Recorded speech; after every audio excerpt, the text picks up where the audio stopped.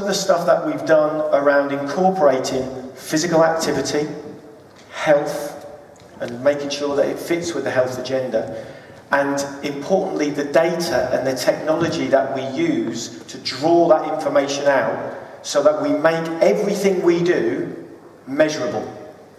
So we can put an impact on what we've done and give a value to what that's worth to whoever we're engaging, whether it be a parent, a school, or a local government.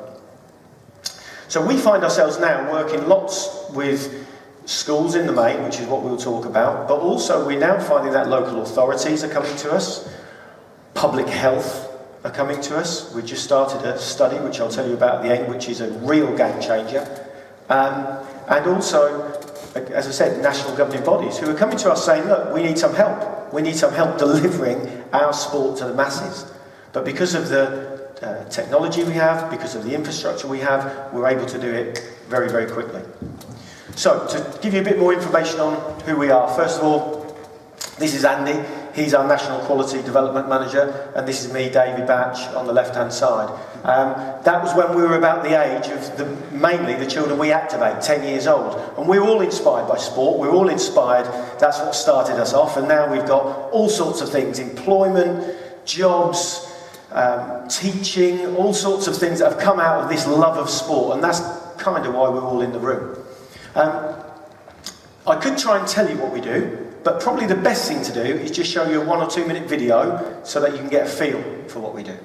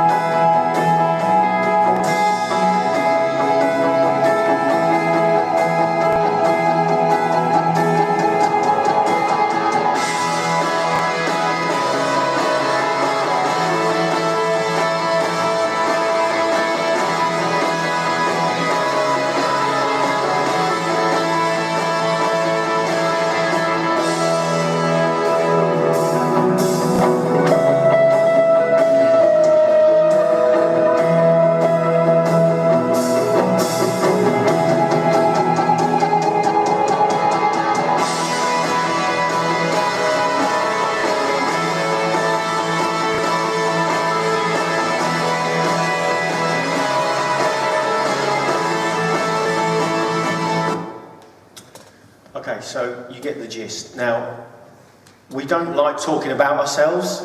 We like talking about the impact that we have on the children in the main that we engage. And we now find ourselves that every second of every working hour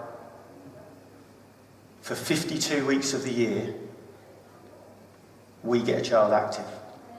That's in England.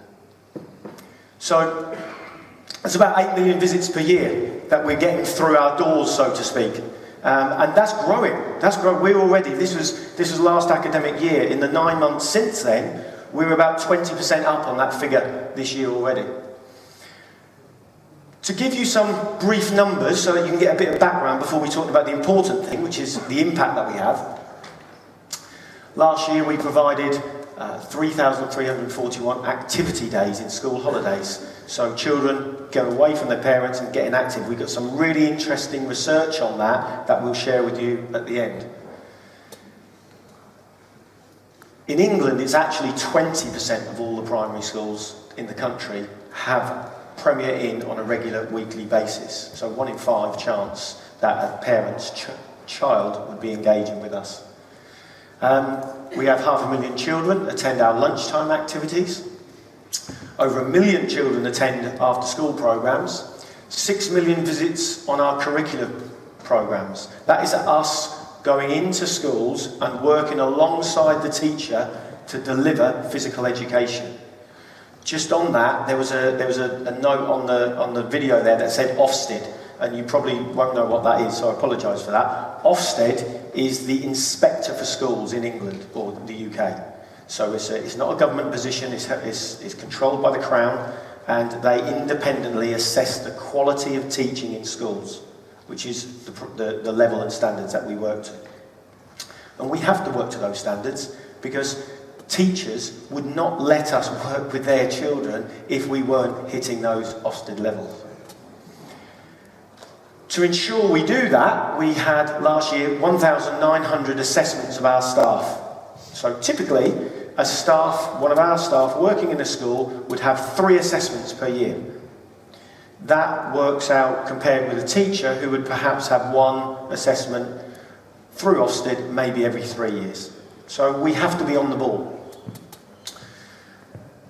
We've created 100 new jobs, 100 new apprentices who are 16, 17, 18-year-old people out of school who are looking to have a career in sport, and we've created 262 jobs. This is all in the last academic year. This year, as I said, everything has gone up by between 20 and 35%, all of those stats. We've currently got nearly 1,000. This was done 5 or 6 months ago. We've got nearly 1,000 coaches working in schools across the country on a daily basis. Schools think we contribute towards the increased levels of participation. They also think that we improve the quality and the depth and breadth of PE and sport in the school. So I just want to take you through our journey quickly so that you can perhaps try to relate that to changes that happened in the UK, to changes that you might find are happening in Denmark. We actually started in 1999 and we just did purely football courses in the school holiday. That's what we do. We were Premier Soccer, just doing football courses, parents sending their kids to us for the day, and we took them for the day in football activities.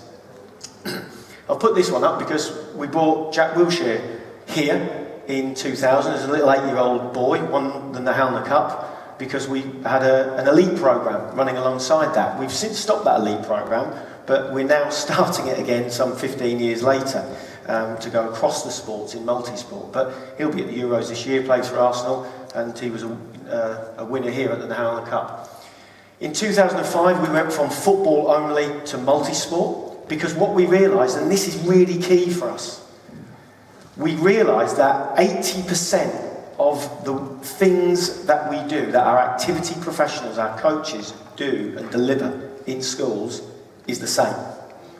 The 20% is just the technical element of each different sport or each different activity. The main 80% are the key important things about how to teach, how to control a class, etc., how to plan.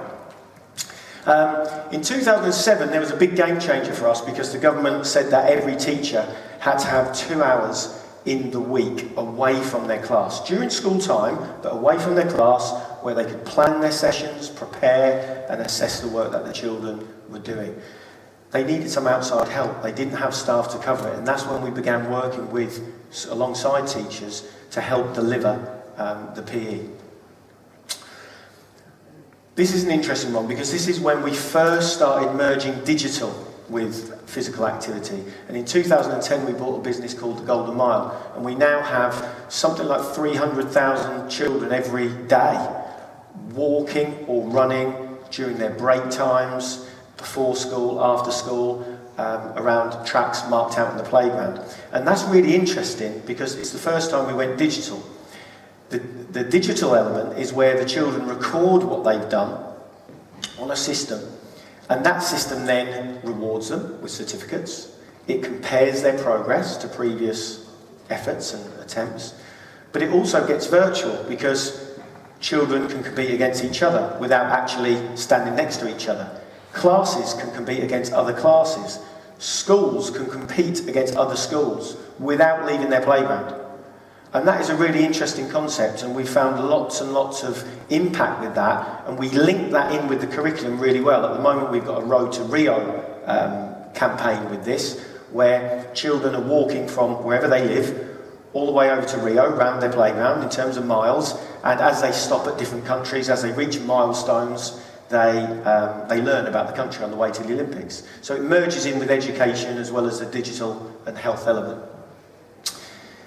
In 2011 we set up it's not a governing body, it's not a trade association, to ensure that people who were like us delivering were reaching certain standards, because what we found was that the work we were doing was being copied by others, but without the same regard to safety and quality. So we wanted to try and do something about it. And this is another game changer for us, because in 2012 we decided to start a premier performing arts business delivering dance, drama. Same premise in schools, around school day. But again, what we realised was that 80% of what we do to support our activity professionals is exactly the same. The only thing that changes is the technical qualities for the person to deliver. So our base remains the same. We can do that across lots of different sports and lots of different genres. In 2013 we began developing our own qualifications, and we've now got 3 or 4 qualifications that are recognised on the National Qualifications Framework in the UK. So whereas before we were putting coaches through other people's courses which weren't right for schools, we changed that and did it ourselves. And now lots of other people are using our courses. In fact, I was at a meeting with the Football Association in England, the biggest NGB in the country, 3 or 4 months ago, and he asked me if we put our coaches through the PE and school sport level 2 and 3, which he's trying to encourage all football clubs to do. And I took quite delight in telling him, yeah, because we wrote the thing. And that was our qualification on the framework that they were using. In 2014, we had a shift, because we got to the point where we no longer now deliver the sport or the activity. What we now deliver through this Inspire programme, which Andy will tell you about later, is the outcome. Sport is the vehicle to deliver that thing. We now solely concentrate on the outcome for the child, and in the future for the parent as well. Not what we're doing, not football or basketball, it's the outcome of what they're going to learn from engaging in that particular activity. And in 2016 we've got a new programme where we're moving towards health. And again, working on the same basis, 80% of what we do is exactly the same, which is develop and deploy expertise that educates and activates. That's what we do. So we've already done sport, we've already done a growing performing arts or drama. Now it's time for health and well-being and nutrition. And that's a slightly different element of the school, but again, we've written 2 qualifications that sit on the framework now, and we're now doing exactly the same thing, where we're getting our staff, who've got 80% of the qualities they need to deliver this, and then developing them to become expert enough to deliver to primary school children. So that's what we do, and that's our journey. We try and do it in a special way, and we've got a set of core values, and we try and really live up to these core values and deliver on these at all times. And that's not always easy, because with 8 million visits, it's very difficult to deliver wow with every single interaction, but we try. This week, our core value amongst the business is nurture strong relationships through excellent communication, number 7. And we encourage our 1,000 activity professionals to send us a 1-minute video of how they've done that. That might be with a parent, that might be with a child, that might be with a teacher, and they send it in and we pay them. We give them some money for sending it in. and we put it all out there, and we show people that what we do is deliver outcomes, and we try to do it in a special way. So that's a little bit about us and our background. The more important thing is the impact we have and the value we provide to all of our stakeholders. And Andy's going to just talk you through that a little bit. Yeah, so my journey with Premier Education Group started 10 years ago. I invested into the franchise model and took it to my town, which was a small town called Leeds, just outside Wigan, near Manchester. And we've stuck with the model in terms of it's about the objective, it's about what we want to achieve for the young people of our town, or my town initially, and that's grown substantially over the last 10 years. In terms of stakeholders, it doesn't matter who we're working with. So if it's working with parents, we've got to meet the requirements of what parents want. If it's a child, what is it the children want? What is it the schools want? What is it the national governing bodies want? What is it the county sports partnerships want locally? What is it that Sport England now want? You may have read that last week a new coaching plan for England was released, which is very much an inclusive plan, and a lot of what they've gained has been through consultation with the work that we are doing. So it's important that whoever the stakeholder we're working with, whether it be our franchisees, our activity professionals in terms of the qualifications that we give them, it is about objectives. David just showed the core values, and again that goes straight from David all the way down to our activity professionals, our tutor workforce, to ensure that everybody is delivering on what it is we want to achieve. And I suppose to put it's not very healthy, I suppose, but it's the McDonald's burger effect, in that we're spread across the entire country. So if I'm based in Manchester or Bolton, which you might be able to tell from my accent, it's got to be the same as what's being delivered in the City of London. It's got to be the same that's being delivered down in Cornwall. So it's the same model, and we've got to make sure that we're achieving those expectations. We've got a range of different products, and as you can see, we've got our Inspire to Engage programme. You can see the Hare and the Tortoise, which is our holiday-based programme, and that was created on the fable of the Hare and the Tortoise, that it's not about being the best to succeed, and it's about working hard and changing the mindset of young people. And all of these programmes have been created on consultation with parents, franchisees, activity professionals, national governing bodies, like I've just previously referred to. And each one of the individual products serve an individual objective. You've just seen a journey that we've gone through, and if we was to actually show you and spread all of our activities on a table, we only actually deliver one activity, which is sport, which is called a Sport Active Club.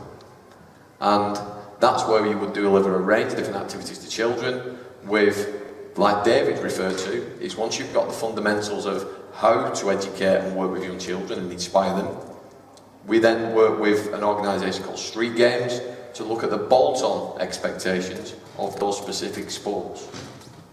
And I'll refer to that a little bit more as we go forward. There's a couple of pictures that I just want to show you there, and I just want you to think about young people and think about what motivates young people to do sport, to do physical activity. And we've got a key objective, certainly in England. The national curriculum was rewritten in England for physical education. And it was very exciting for England that as we've now come away from a sport or sporting activity focused curriculum.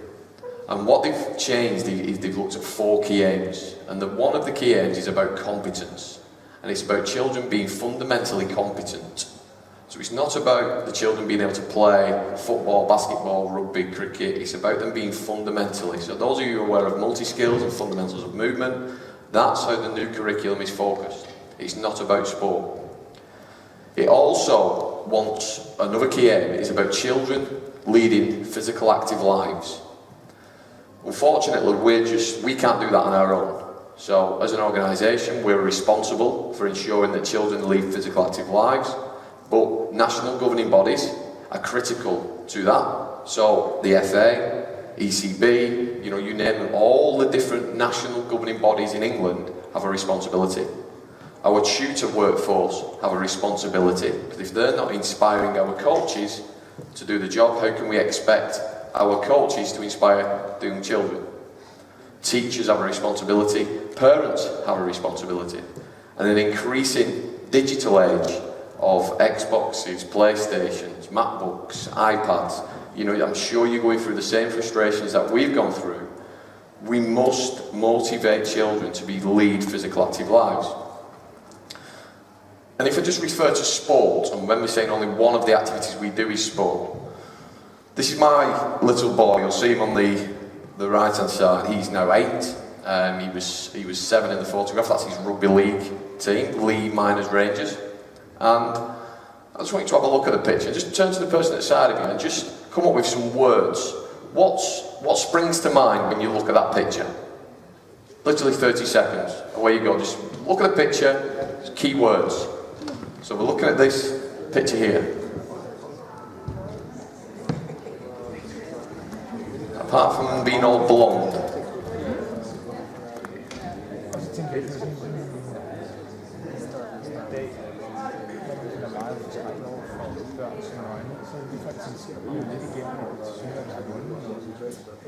Okay. Any key words? Anybody want to share any words? Happiness. Happiness, yes. There's one key one. Any more? Teamwork? Any more? Victory? Pardon? Yeah. Autonomy? Belonging? Part of something? Do you think they won?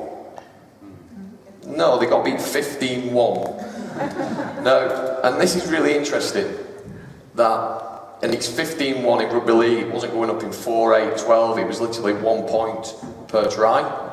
And they played a very, very strong team from Wigan. And anybody who's aware of the Super League, Rugby League, Wigan Warriors, very strong rugby team. And the key point from that is the sport is irrelevant at that age.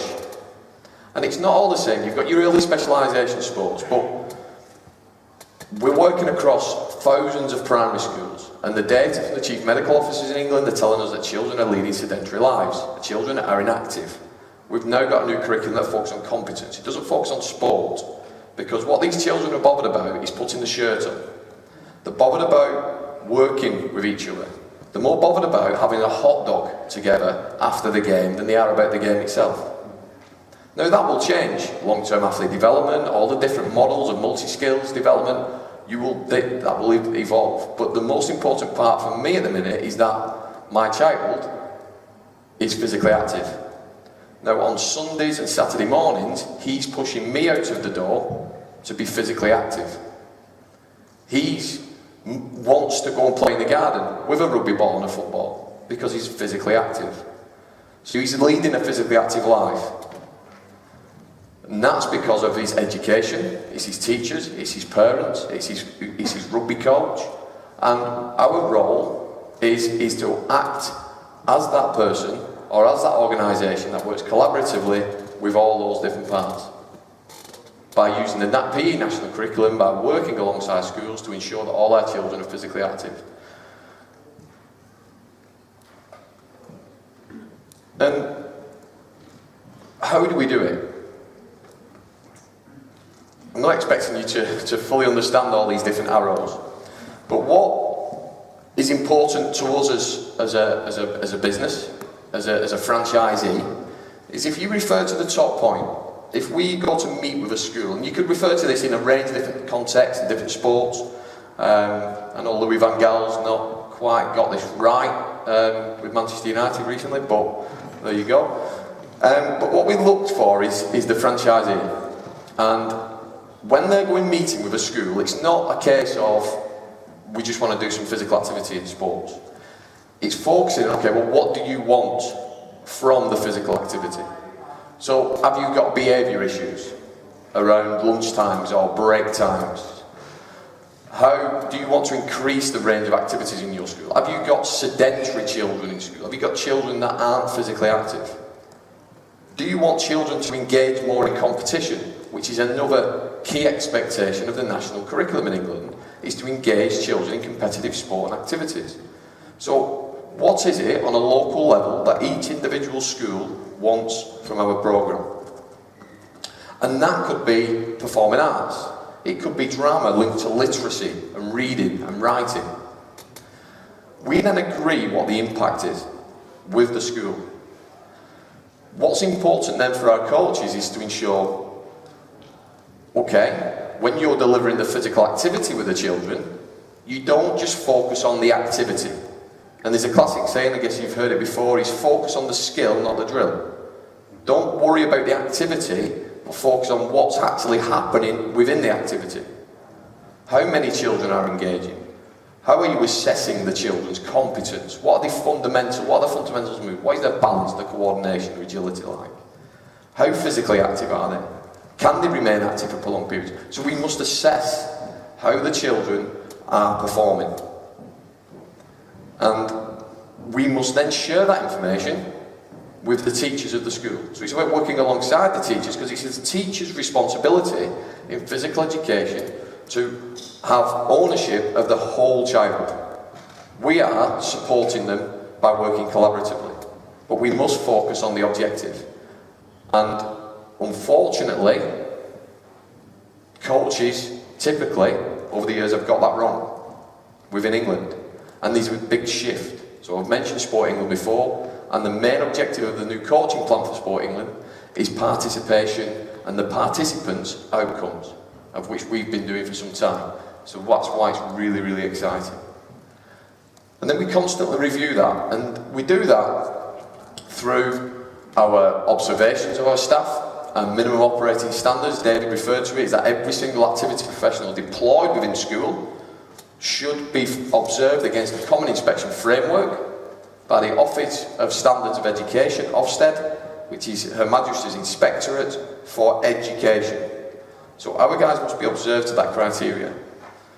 A challenge for the national governing bodies of England is that the rugby coach, of which my boy plays in, should also be observed to a standard.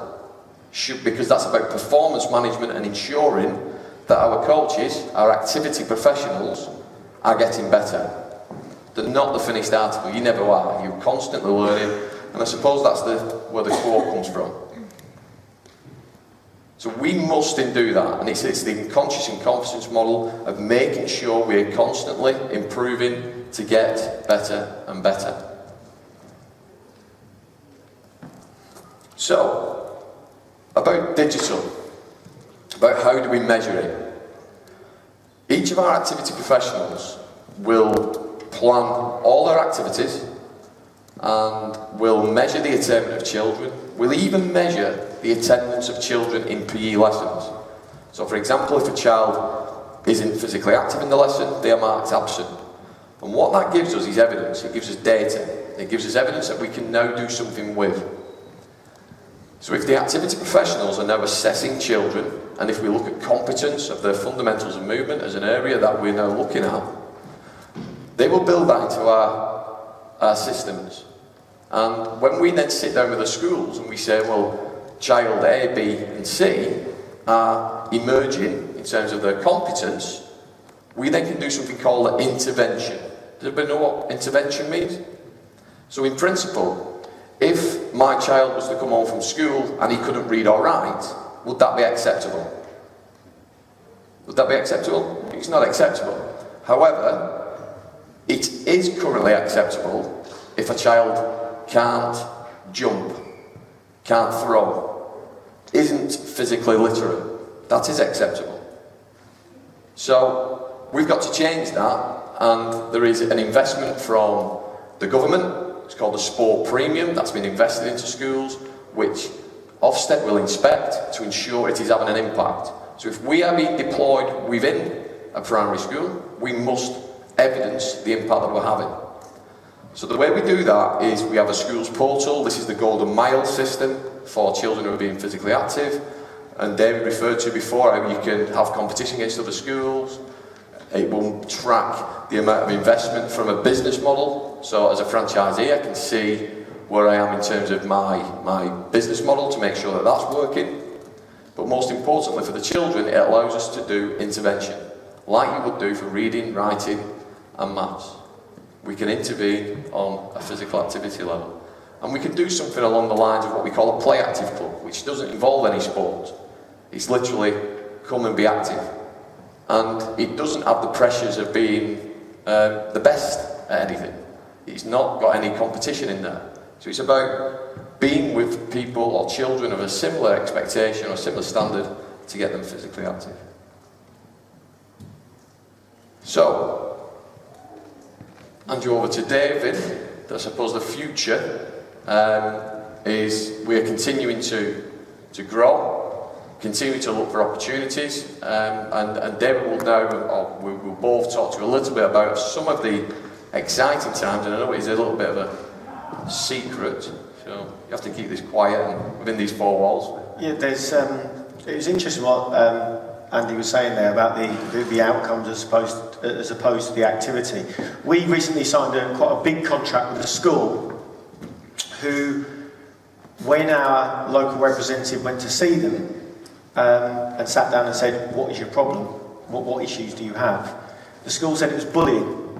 That was their issue. They couldn't care about sport or activity, or that wasn't on their radar. That was the issue in that particular school, was kids bullying. So we spoke to the school about interventions, about putting some drama on, which would help the children get over that and understand that a little bit better. And that in turn has helped the school understand what sport and performing arts is there to do, which is get to the outcome. And as Andy said, the outcome isn't the fact that they can put a penalty in the top corner of the net. That's not the outcome. The outcome is that they can learn about winning and losing and teamwork and cooperation and things like that. They are the real outcomes, and they're the outcomes that we're focused on. So our business is a franchise. We've got over 200 franchises and licenses in the UK. So the good thing about that is our staff actually own the business that they work in. Their neck is on the line every day, so it has to be good.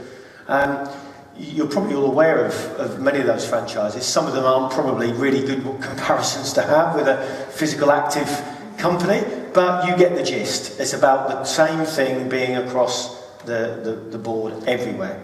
And we are now also talking to representatives in 3 or 4 different countries about taking our model to other places as well. Because we're finding with the digital element, that is completely transferable. It doesn't really matter. Some of the planning, some of the detail changes, as I said, some of the 20% changes, but the 80% stays the same. So China, Abu Dhabi, USA, they're all countries where we're speaking to people about putting some kind of premier model in that particular territory.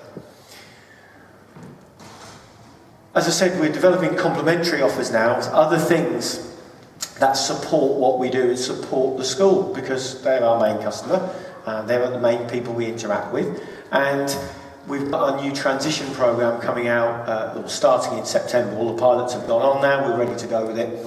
And that is based on 3 things: fit-trition, fun-trition and play-trition. Play-trition is for preschool kids. So can we educate preschool children and make them understand about food and healthy activity? Yeah, we can. We've got a brilliant program for it. The fun-trition one is for primary school children, and the fit-trition one's an interesting one, because that's for teachers and parents. Because it makes perfect sense that when we're working in an environment like this, and we've got a coach outside with 16 children, that inside, in here, the teachers who've done a long day at school can do some physical activity. Maybe some of the parents who are there at the school gates can join in that physical activity. And maybe, if the programme does its job, not only are they doing physical activity, but the parents are having a nutritional element of that to learn about what their kids are eating, drinking, and how they're living as well. So we developed these programmes, and the pilots have actually been fantastic. I'm going to put my neck on the block now and say that this programme will be as big as Premier Sport in probably 3 or 4 years, because it is, every school we've spoken to wants that information. And also, it's engaging everybody. So we're really excited about that, and that's going to go really well. We've got one other program, or one other thing that's coming out, and this is the secret that Andy was telling you about. Next week, at the American College of Medical Science, is the camera on? We must turn the camera off, I shouldn't tell anyone else. Next week at the American College of Medical Science in Boston, we've done a university study in the UK which has now been approved as a white paper, so it's medical evidence, that we worked on the cardiovascular fitness levels of children. And nobody has done a study like that before. Well, not in the UK anyway. I don't think in the world, because they've picked it up to go worldwide with it. And what it's done is it's proven some unbelievable evidence that's come out of it. In England, or in the UK, I don't know if they do this in Denmark, but they measure the body mass index, the BMI, of every child. They spend millions on it every year. And we've just proved that's a waste of money. Because it doesn't measure anything. What we measured through a program called Personal Best, which encouraged the child to do some testing on their cardiovascular fitness level, which we merged with nutrition and what their body is doing and how it's working. We proved that children who are BMI obese, they get a letter home to go home to their parents saying, I'm obese. Oh, can you imagine that? No wonder they don't want to participate in sport. Crazy. Anyway, so they get this letter home. We've proved that actually a lot of those kids are actually physically very fit. Andy's got a great story he'll tell you shortly about a child who exactly that turned up at the... Yeah, last week we did the launch last week, a big launch in London. And there was one specific child who didn't have his uniform, his PE kit. And to look at him, you would say, yeah, he was overweight. And straight away, he's not got his PE kit, he's overweight, you think, disengaged. I spoke to the teacher about it. I found out that he was living quite a tricky home life, and the fact that he didn't have his kit is that his mum and dad very rarely remember to provide him with anything like that. So we let him carry on with the programme.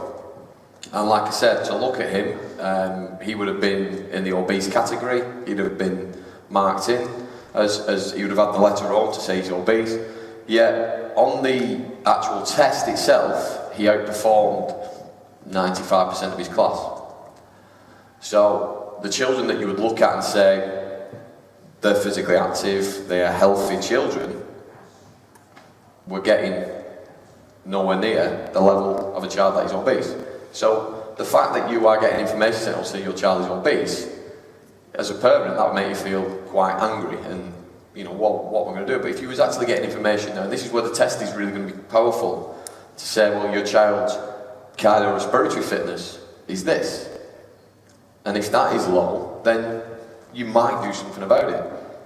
I don't know.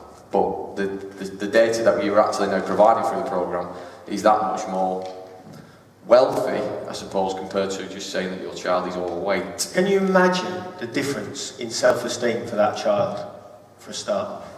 You know, and can you imagine if a child, and by the way, the children don't see those results. They don't see the measurements. They just do the activity and enjoy the activity. But can you imagine if there's another child who has got low levels of fitness, where you can actually get them active by doing different things and improve that. And that's what this information, what this test and what this program we put together does. And it was brilliant because what it proved over the course of a year is that the fitness levels of all the participants in the focus group, and there's 360 children, started here, went up to the end of the school year, and then during the summer holidays, what do you think happened? Went straight down. Their BMI went down throughout the school year, and during the summer holidays, guess what happened? Went straight up. What that does, what that data does, and what this white paper that's being launched in Boston next week does, is prove it that that is the case. We've had a local authority in London now take it on already and start piloting that on a larger scales with a few thousand children. What the white paper does is actually prove that some of the interventions that are going on in school are working because the kids are getting fitter. But what it also proves is that some of the responsibility that is down to parents, and we've got to do more. And in the holiday, you can't just leave them on the Xbox because that's going to happen. So from government's perspective, they're putting in £160 million into sport premium. In the next couple of years, they've introduced the sugar tax. That is allegedly going to be £320 million. And actually all they're doing is funding kids to get fitter so they can go on some holiday and then come back exactly the same place they started at. Crazy. But without data, they don't know that. This is the first time it's ever been done. So in a few weeks, we're sitting in there with a chap called Jeremy Hunt, who's the Health Secretary in the UK, and we produce this evidence. We produce this evidence to the Department of Education. I think it'll be quite big news in England because that kind of sort of thing is. And hopefully we can demonstrate that there is a lot of good work going on to get children more active, but we need to do a bit more. We don't need to spend the money on 2 hours PE in a school week. We need to spend it across the week, and we shouldn't stop at the end of term. It should keep going across the week for the whole of the year. So we've got some really good evidence on that, and we're looking forward to sharing that as well. Just in terms of the kind of talking about the outcome and what coaches have been focusing on the drill and not the skill. I've got 2 children who play in a professional football club academy. They're only 13 and 11. They've been there for 4 or 5 years each of them. They go 4 times a week. One day they come out of school all day to go to this academy. I've stopped them doing that now because I realised, because of the work we were doing, that they focus on the drill and not the skill. My kids would come back after every session. I'd have a great conversation of 10, 15 minutes with each of them and say, what did you do? Tell us what you did today. And yeah, I did this, Dad, and we did this drill, and we did this, and then we did this, and then he said this to me, and I did this, and it sounded great. And I let that go on for a long, long time. And then one day I said to him, Billy, what did you learn today? Silence. So I said, come on, you must have learned something. He said, well, I think we learned this, but I've done that before. And that's the key thing. We have to deliver outcomes, not little drills. And I suppose, just to close, that we have a saying in that sport is fun. It's about fun. It's about children having a great time, and I'm guessing that's why we're all in this room now, is that it's something to do with physical activity and sport. But it's important when we do activity that there's a formula we show of all our activity for. It's dead simple. Is that if you've got to get fun, it's activity plus achievement equals fun. So it's a bit of the achievement factor and the objective, and showing the objective. That'll get children active. It works for us. Hopefully you've took something from the presentation that might work for you. Thanks for listening. Thank you. Thank you very much. Just both of you. And I would like for you, if you have questions, feel free to raise your hand and we will have the microphone. If some of you feel insecure asking the questions in English and have a question you really want to ask it in Danish. I would rather have the questions in Danish, and we'll try to translate so you can get the answers from our 2 guests. And while you think about having... Yes, we have a question there. You can start.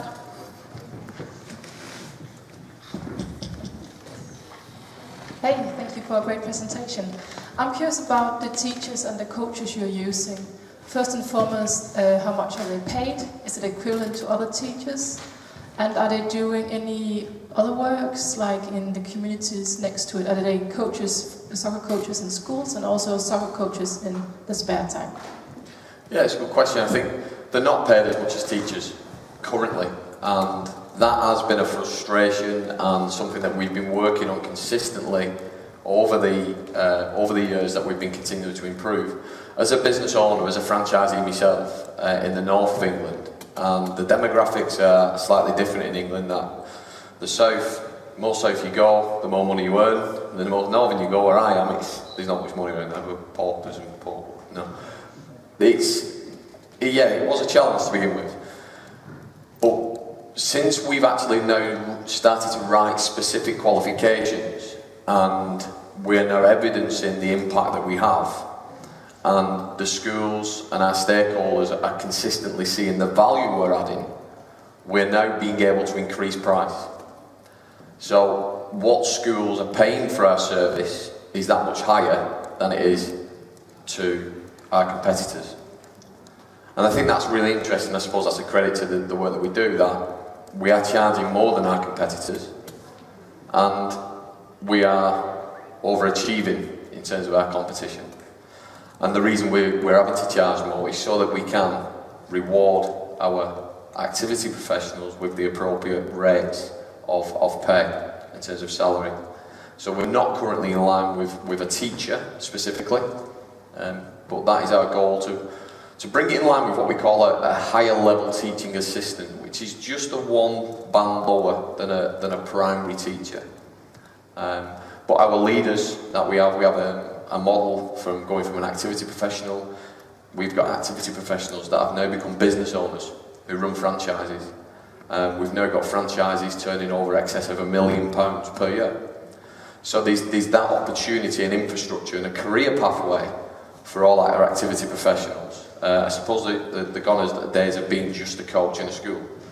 We have to work extremely hard to create pathways. So that David talked about, we have our training centre. So if you want to be a tutor, a trainer to train other activity professionals, there's that pathway that would increase your salary.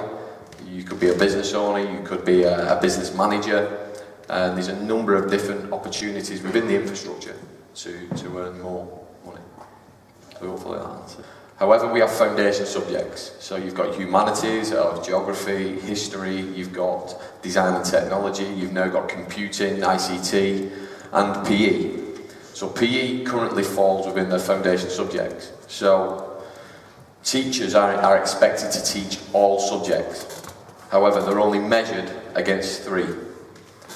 Within their initial teacher training, so a primary teacher within England will study for 3 years, and within that 3 years they will only do, who wants to have a guess how much time they spend on PE within a 3-year course? 8 hours. 6 hours. Now, in England, PE, physical education, has gone through lots of different changes from different partnerships, from where the funding's come from. But what we have found is that a majority of teachers within England, primary teachers, are female. There is a drop-off in terms of sport in England, female sport. They're certainly dropping off from the age of 14, so there's a big drive from that. Same in Denmark. So the experience from the teachers themselves, their own personal PE experience wasn't that great, their own sports experience wasn't that great, combined with no good specific training in physical education. They're then expected to teach children gymnastics with no British Gymnastics Association qualifications or expectations or experience of doing it.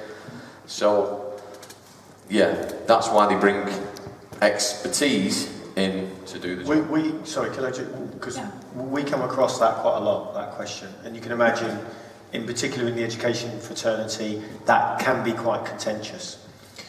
We always say that we're not there to replace teachers, we're there to work alongside teachers, we're there to help them.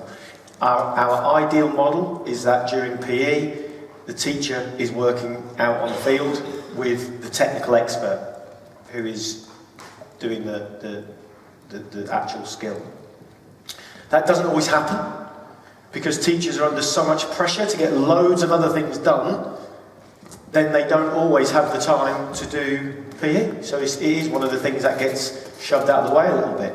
So there's an argument to say that actually it's a good job we are there because that ensures that the children get the continuity of physical education throughout the year. But this is also key, and we probably have got involved in discussions, so to speak, with this on many occasions and probably have missed the key point.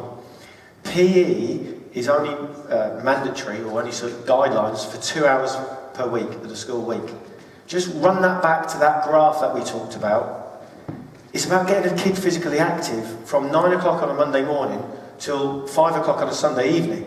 That's what it should be about. And learning skills throughout that time and learning all the soft stuff of cooperation, winning, losing, teamwork. That's what it's about. So what we do is not just the PE element, it's an extension of all that. And of course, a teacher can't do stuff in school holidays, stuff after school, stuff before school, stuff at lunchtime, whereas we can. But most importantly is that the standards, when we do get involved in PE, the standards that we're delivering at is at the top level. Because we moderate it, we have Ofsted inspectors come and inspect us, whom we engage to do it, to make sure that we're doing the right thing. And also, when schools get their proper Ofsted inspection, we also get looked at. And so far, touch wood, everything's been good. And I've just brought that back up, and that's exactly what this model is. In that, again, over the years of doing this, people have been, this sector has been criticised of replacing teachers, and we're not there to replace teachers, but there is a need for it. So the best model, which is this model, is when we are working with the children within a PE lesson, we must talk about learning, and we must share the learning with the class teacher. If the class teacher then decides not to engage with us, then that's the leadership of the school. And Ofsted will inspect the school and will then hold the head teacher to right for poor leadership and management. They won't hold us to right, as long as we're doing what we can. Because when you get this model of teachers who work with the children every single day, we might only work with them for 1 hour a week. We need to know the different learning styles of the children, what the behaviour needs of the children, what the special educational needs are. The more we know, the more we can engage with them, the more we can inspire them. So that's when that happens, is where we get the best model. Yep. We have a question over there first, and then afterwards there. So we can do it without the mic. Well, anyway, do you have any figures of, like, comparison figures on the long time impact of what you're doing? Like, you started in '99, you said, with Premier Football. Do you have any figures of the long time impact? Like, do the behavior of the participants in your programs actually, over a lifetime, change compared to the schools that haven't? That's a really good question. Thanks for that. And the answer is no. We can tell you stats, which is probably a lot of the things that we as as a sector have done wrong by measuring participation. You know, just coming to something that isn't good enough. It's about what the child gets from it at the end. What we do have is on our portal. You can flick that up, Andy, please. That now measures the competencies of the child based on the national curriculum. So what we can measure is the child's journey through an educational perspective, from when they start with us to when they finish with us. And that portal, that information, that data is all online. So a head teacher can look at it, a class teacher can look at it, a new class teacher can come in and look at it, an activity professional, if we've had activity professionals who've been unable to get into school one day for whatever reason, which happens, and another activity professional has taken their place, looked at the data, continued the learning of that child, and we've got that journey now. Now, what we can also do with that is, in England, it was actually last week, they have SAT tests on numeracy and literacy, and the whole country goes mad. The parents are pulling their hair out, teachers are pulling their hair out, and kids are under a lot of pressure to do tests because they want to try to measure the improvement of children and to benchmark the schools. Well, subtly, they're the only things they measure, English and numeracy. Subtly, we measure all that. It's there. So we can provide the school with that information, we can provide government with what the national picture looks like, on a regional scale, on a county scale, on a school scale, down to an individual. So we don't, and they are things that are quite difficult to measure. There's lots of things you can measure, and they're quite difficult to measure, certainly with any credibility. We've got lots of anecdotal evidence where schools have said this kid is completely re-engaged into school, he would have been excluded, you know, that kind of stuff. But it's about data, and that kind of stuff is hard to measure, so we measure what we can. And I think the success as well is a good measure. I think if we go back to me starting 10 years ago, we was the first franchise in the north of England. And I think we had about 20 franchises across the country. 200 activity professionals roughly. If you look at the growth in terms of the size of what we do now, we must be doing something right.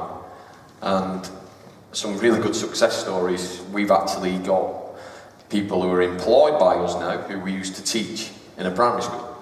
So they've gone through the full journey of being inspired by us to now seeking out a career with us. One of the, we published it the other week, one of the coaches drew a picture when he was about 6 or 7, said, when I grow up I want to be a coach, and drew the picture, and he's now one of our upcoming stars. Interestingly, on the question of measurement though, the white paper that's being launched in Boston next week showed that children improve their fitness like that throughout the school year and drop off. Children in schools where we are teaching are getting fitter and their drop off is less. I didn't say that to start with because we've got to be very careful that we don't turn it into a commercial thing of come and use us because this will happen. But that's a fact, that's in there, and that is being launched next week as well. Kids that are working with our staff in the school are getting fitter than kids in schools that don't have our staff in, and that's a fact. I have a question down there. Yes. We've tried sort of the same in the municipality I come from, where we have replaced teachers with professionals from the clubs, teaching in dance or hockey or whatever. But we had to replace a teacher, otherwise the school couldn't afford it. So my question is here, do you replace teachers when you come, or do the school have extra money put in to do it?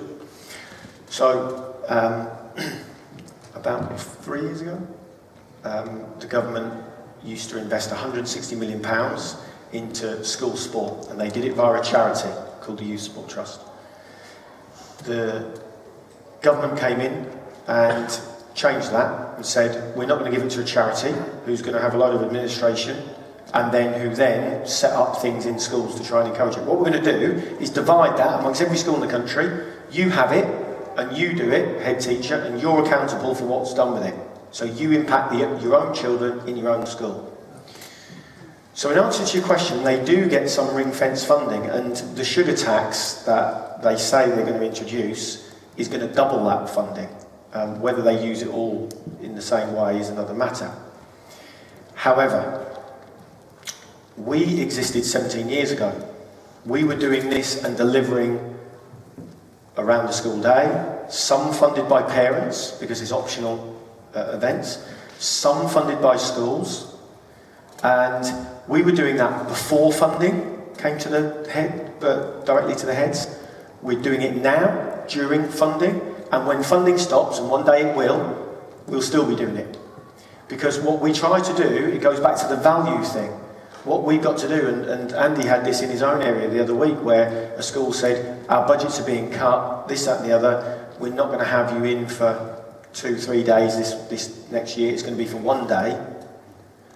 But Andy and others like him were able to demonstrate data and say, well, this is the impact that we're having on your children, and therefore, can you afford not to? And the school changed and said, no, we can't, because that is an impact. And that's the important thing. We've got to turn and make ourselves so valuable to the school that whether they've got funding or not, they understand there's a need to have us because we're helping educate and have an impact on the children in their school. It's a matter of opinion. You know, I will go to certain schools and the head teacher who's not had experience of being in sport, who's academic in terms of education, and they don't see it as a priority area. So we've got to convince them otherwise. So we've got to convince them with our data and facts and stats to say you must put physical activity on your radar as a leader, because if you're not, then your children aren't going to get access to these amazing opportunities and therefore make progress. And it's sharing data around, you know, the facts are that children more physically active are better attainers in the classroom.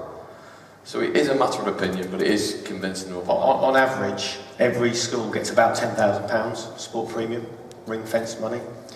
The biggest school spend we have from one school is £104,000. So that gives you an idea that they find some additional value somewhere else.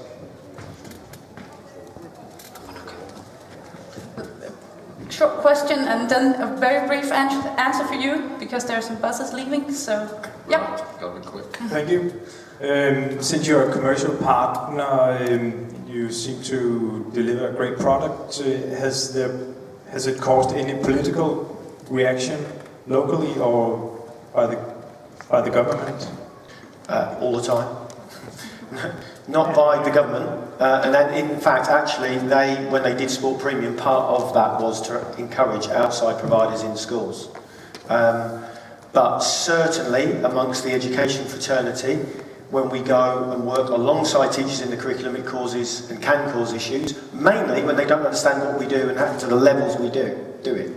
That's the main. But lots of the wraparound stuff, before lunch, after school club, holiday courses, no one can argue with. You know, that's engaging kids all the time. But there is a little political friction sometimes amongst that. But there's a need. There's a need. That is actually changing a little bit and slowly coming a little bit closer together. It is shifting. I think just to close on that really quickly, it's the arguments we get and the pressure we get is where they see us as de-skilling staff, de-skilling teachers in teaching PE because they're expected to teach PE in England. But my argument to that is, how can you de-skill somebody who's not skilled? So, until they change the initial teacher training model, they can argue to the blue in the face around that model. What we do works, it's about impact, it's about children making progress, we prove it, and we continue to grow. Okay, I will finish up with an easy yes and no question. Will we see you on the Danish school market? You said you were expanding. We are, yeah. We're open to it, yeah. Hopefully, we've got some really good products that can be used anywhere, so yes. Yeah. Okay. Maybe a small provocation to some of the school teachers that are in this room. I would like to say thank you to the two of you. Let's give them a hand.